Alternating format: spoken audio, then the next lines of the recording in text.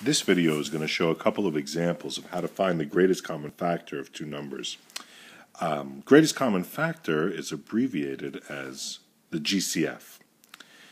So let's look at one example here. Find the greatest common factor of the numbers 180 and 168. So as you may remember, the first thing we need to do is find the prime factorization of each of those two numbers. And the easiest way to go about that is to use a factor tree.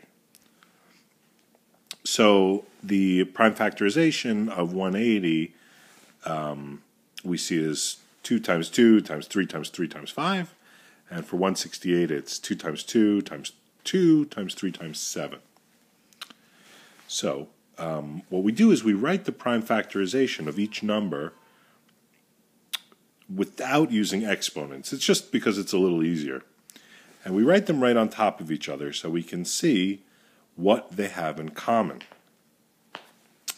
You can see that they both have a 2 in common. They actually have another 2 in common. They both have a 3.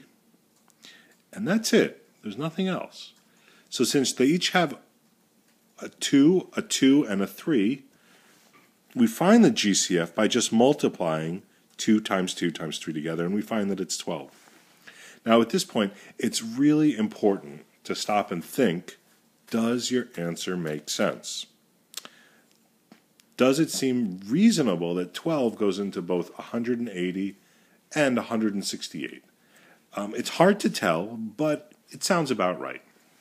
So always take a moment to think, does it seem right? Let's look at one more example.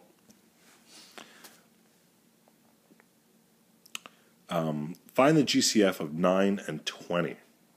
So once again, we look at the prime factorization of each. I skipped doing a factor tree, and I just wrote down the prime factorization. But it's kind of easy to tell. 9 is just 3 times 3. 20 is 2 times 2 times 5. So you'll notice that these two numbers have no factors in common. So therefore, what's the answer? What is the greatest common factor of 9 and 20? Well, in fact, there is one factor that they both have, and that is simply the number 1. So we can say the GCF of 9 and 20 is just 1.